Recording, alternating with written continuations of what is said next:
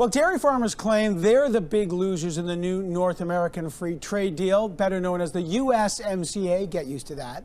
The Prime Minister is, of course, promising them big compensation, but that's not the only unresolved issue. And Donald Trump still isn't backing down on those steel and aluminum tariffs. What about the question of Canada now trying to get a free trade deal with China? Do we need U.S. consent for that? So there's still lots of questions here. Joining me now is the former Ontario Premier, Kathleen Wynne, and the former Premier of British Columbia, Christy Clark. Happy Thanksgiving to both of you. And to you, Evan. Hi, Christy. Let me start with Christy Clark. Was this deal a win deal because we avoided damage, like a do no harm, Hippocratic Oath kind of thing? But we still got no movement on steel and aluminum. Did we really come out with some gains here?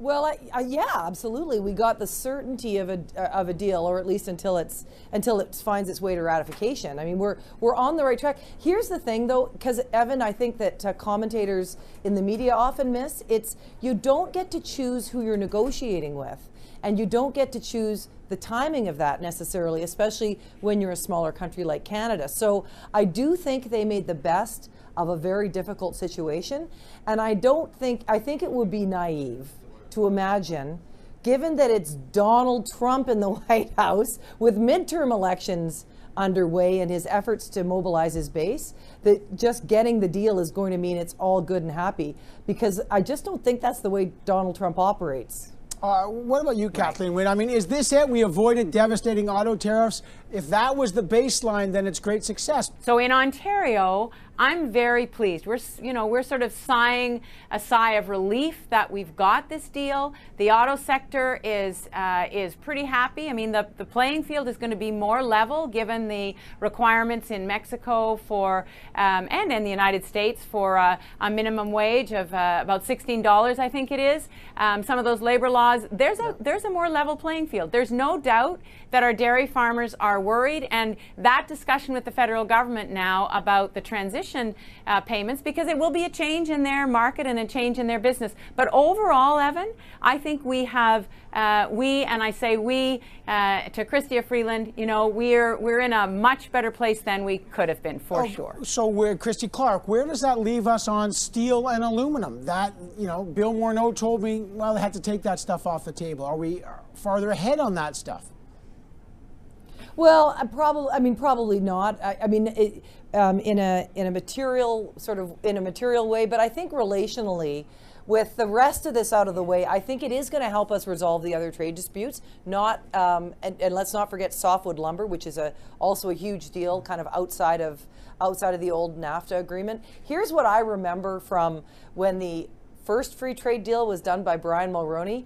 Everybody said we didn't get enough, we were losers in the deal, and the outcome of it has been the proof that Canada must be a free trade nation. We win when we trade because we're small and we can compete. Part of the plan to grow our economy was to diversify trade, so we're not so dependent on the U.S., and that leads us to China. They are our second biggest trading market. They are furious at the deal, specifically the clause in the deal, 3210, that says we have to not only inform the U.S. about any free trade deal with China, but if they don't approve of it, the U.S. can pull out of the new deal we just signed. And the Chinese government, Kathleen, said this interferes with Canada's sovereignty. Does it come back to haunt us if we want to do a deal with China?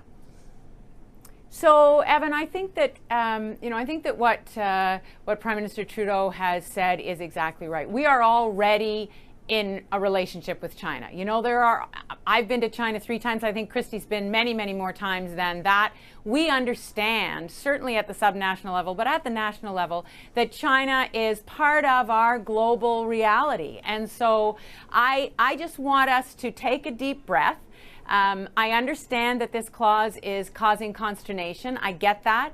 But I think we have to be careful not to overreact, because the realities of a global economy include China in a big way, and we can't we can't pretend that we're immune from that reality. So I think we have to just be careful not to blow that out of proportion. Yeah, I mean, I may agree, although there's a China-U.S. trade war under Donald Trump. We'll see where that goes. I want to go to Christy Clark real quick. You and I spoke for many years about LNG, liquefied natural gas. This was a big part when you were in government. Suddenly there's a $40 billion LNG project that's been given the green light in BC. Can you tell me how a resource deal that big gets the green light? Well, the Trans Mountain Pipeline remains bogged down. What's the difference between these mega projects? The difference in both of them is both companies did a great job in working with First Nations and communities. Both companies did a great job in working with governments.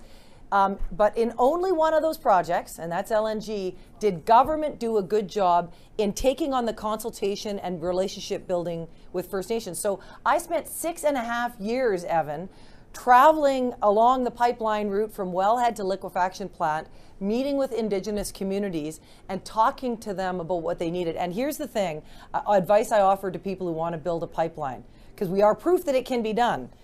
It is make sure that you spend the time as a government championing the projects. Government has to have a kind of an ownership of the projects, because people in our provinces are going to benefit. And the problem for Trans Mountain is the company, in my view, did its work as well as it possibly could in finding consensus, and the government was not there to champion it. And until that happens in this country, we won't get another pipeline built. All right. Well, yeah, that was a long fight. Christy Clark, Kathleen Wynne, happy Thanksgiving to both of you. Politics doesn't stop for turkey, just takes a small break.